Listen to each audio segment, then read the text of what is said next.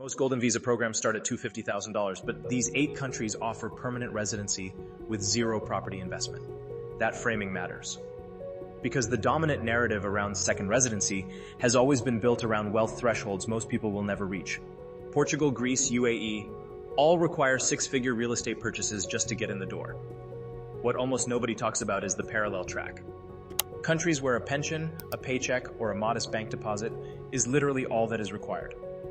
And here is the number that changes the conversation entirely. The average U.S. Social Security payment in 2026 sits at approximately $1,907 per month. That single figure qualifies for permanent residency in every country on this list. Not a temporary visa, not a tourist extension. Actual legal residency with a path to staying long-term. 8 countries, 8 different models, all of them accessible without a real estate investment.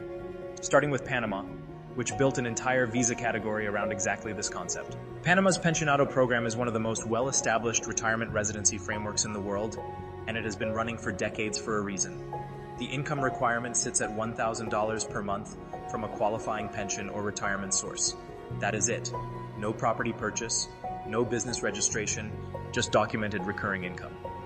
What makes Panama stand out beyond the threshold is the benefit stack that comes attached. Pensionado status in Panama comes with discounts across a wide range of daily expenses. Utilities, restaurant bills, domestic flights, and healthcare costs all qualify for reductions. In practice, this means the cost of living can stretch significantly further than the raw numbers suggest. Panama City itself functions as a regional financial hub. It has modern hospitals, an established expat infrastructure, and a US dollar economy. That last point removes currency exchange risk entirely for Americans. Here is the open loop though. Panama's immigration process is document heavy, and the timeline from application to approved residency card can stretch longer than the official estimates suggest. Processing delays are common. Independent legal assistance is often worth the cost.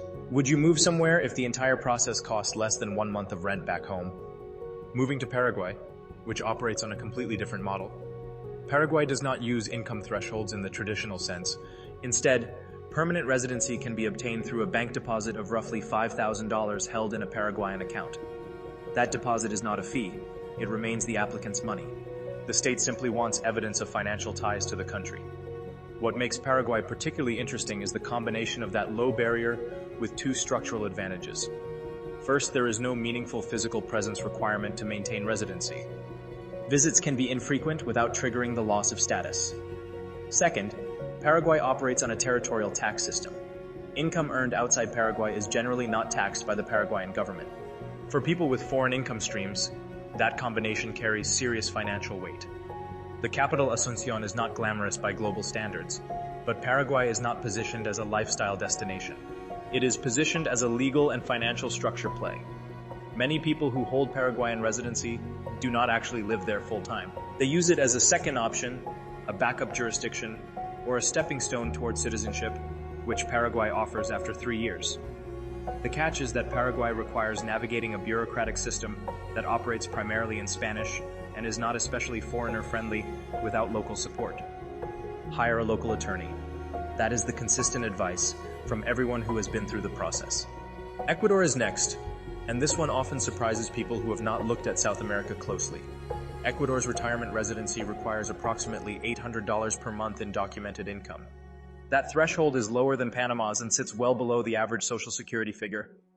The country uses the US dollar as its official currency, which again eliminates exchange rate exposure for American applicants.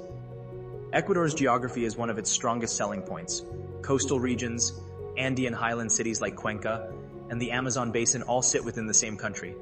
Cuenca in particular has become a well-documented expat hub with organized communities, English-speaking medical providers, and a cost of living that consistently ranks among the lowest for any city offering that quality of infrastructure. Healthcare in Ecuador is often cited by long-term residents as the biggest practical advantage. Private healthcare costs a fraction of US equivalents while maintaining solid standards in major cities and expat centers. The open loop here is that Ecuador's residency rules have been adjusted multiple times over the past decade. Requirements that were accurate 2 years ago are not always accurate today. Verification through a current source or local immigration specialist is essential before making any decisions. Colombia follows, and it has arguably become the highest profile entry on this list. Colombia's Pensionado visa requires approximately $730 per month in qualifying income. That threshold is lower than any of the previous entries. Combined with Colombia's dramatically reduced cost of living compared to North America or Europe, that figure can support a comfortable life in most Colombian cities. Medellin is the name that comes up constantly in this conversation. The city has undergone a significant transformation over the past 2 decades and now offers modern metro infrastructure, high-quality private hospitals, a thriving food and culture scene, and one of the most stable climates in the world. Temperatures in Medellin average in the low to mid-70s Fahrenheit year-round due to its altitude. No air conditioning required, no winter heating bills.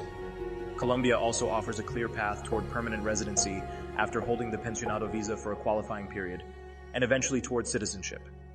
The country's healthcare system, particularly in Medellin and Bogotá, has received international recognition for its quality relative to cost. Pattern interrupt. Colombia now has more expat communities, co-working spaces, and English language services in its major cities than most people realize. The outdated mental image no longer matches the current reality. For mobile data when traveling through any of these countries, a Saily eSIM link is available below. Moving to Vietnam, which operates under a different residency structure than the Latin American examples. Vietnam does not offer a straightforward retirement visa in the same category as Panama or Colombia. What it does offer is a framework of renewable residency options built around business registration, passive income documentation, or investment structures. The pathways are more varied and in some cases more complex to navigate, but the cost of living reward at the end is among the highest on this list. Da Nang on Vietnam's central coast has emerged as a specific destination that checks multiple boxes simultaneously. Beach access, modern amenities, reliable fiber internet, a lower cost of living than Hanoi or Ho Chi Minh City, and an international community that has grown substantially in recent years. Monthly living costs for a comfortable lifestyle in Da Nang can sit between $800 and $200 for a single person. Vietnam also has favorable visa arrangements with several Western nationalities that allow extended stays without traditional residency status. The rules in this space have shifted frequently and are expected to continue evolving. Anyone planning around Vietnam should treat current information as provisional and verify conditions as close to travel as possible. Flight prices to Vietnam can be checked using the Kiwi link in the description. Cambodia comes next, and it is one of the most overlooked options in the long-term residency conversation. Cambodia offers what is called an ordinary resident visa, which can be renewed annually with relatively minimal bureaucracy compared to many regional alternatives. There is no formal income threshold in the traditional sense, and the barriers to long-term stays are among the lowest in Southeast Asia. The annual renewal system means it is not permanent residency in the formal legal sense, but for practical purposes, people have maintained continuous legal status in Cambodia for years and decades using the system. Phnom Penh and Siem Reap are the 2 main expat destinations. Both offer low costs, accessible private healthcare, and well-established communities of long-term foreign residents. Rental costs remain well below regional competitors in Thailand or Bali. The open loop is that Cambodia's political environment is worth monitoring.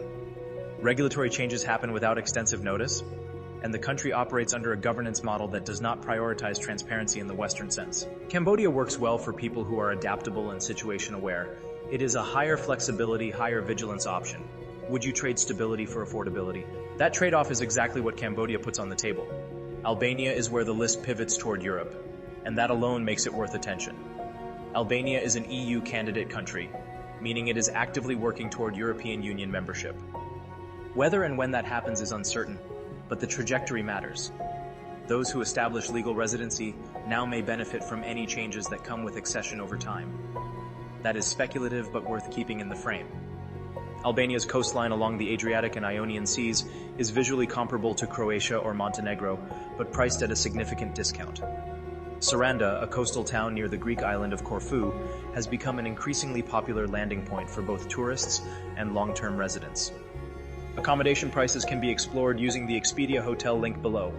Albania offers a passive income residency route that does not require employment in Albania or a real estate purchase above a minimum threshold.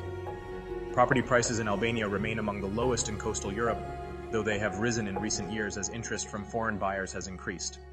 The open loop here is that Albania's residency process involves navigating an administrative system that is still modernizing. English language support in government offices can be inconsistent. Local assistance from an attorney or registered agency makes the process significantly more manageable. The combination of European geography, Adriatic coastline, EU candidacy status, and low entry costs makes Albania a compelling option that does not yet appear on most people's radar. Georgia is the final entry on the list, and it functions differently from every other country discussed. Georgia, the country in the Caucasus region, allows nationals from over 100 countries to stay visa-free for up to 365 days. That is not residency in the formal legal sense, but it creates a 12-month window to explore the country, establish financial ties, set up a business, and pursue formal residency status without ever leaving. The 365-day allowance resets after a short trip across the border, a process many people have used for years. For remote workers and entrepreneurs, Georgia offers a specific tax structure that has attracted significant international attention. Foreign-sourced income earned through a Georgian entity can qualify for a 0% income tax rate in certain configurations. The country also has a flat 15% personal income tax on locally sourced income, which compares favorably with most European and North American alternatives. Tbilisi has built a genuine international community over the past several years.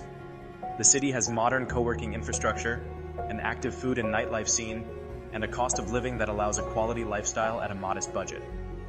Batumi on the Black Sea coast offers a beach alternative with even lower costs and a rapid pace of development.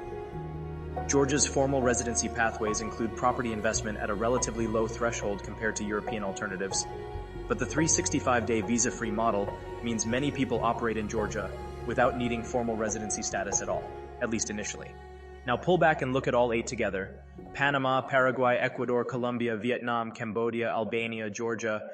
8 different legal frameworks, 8 different regions, 8 different lifestyle profiles. The single thread connecting all of them is accessibility. None require a $250,000 property purchase. None require business ownership in the traditional sense. Most require nothing more than evidence of stable recurring income. The average U.S. Social Security payment in 2026 of approximately $1,907 per month clears the income requirement for every single entry on this list.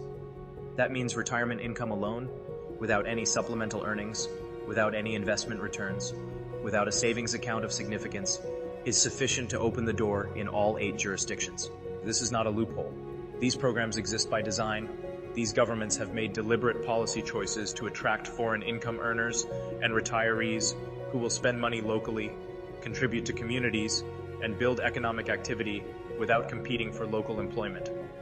The bureaucracy is real. The paperwork is real. The rules change and the timelines vary. But the programs exist, the doors are open, and the income requirement for most of them is already being met by millions of Americans every single month. The conversation around international residency has been dominated too long by programs that only make sense for the wealthy. The programs on this list were built for everyone else.